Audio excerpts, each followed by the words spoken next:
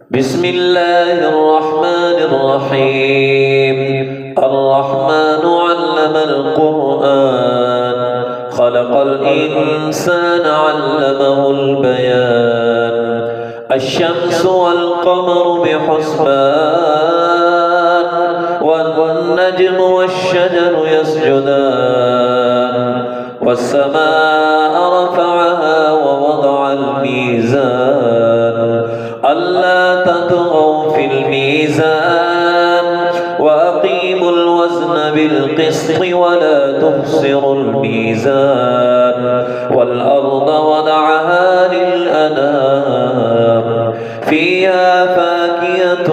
والنخل ذات الأكمام والحب ذو العصف والريحان فبأي آلاء ربكما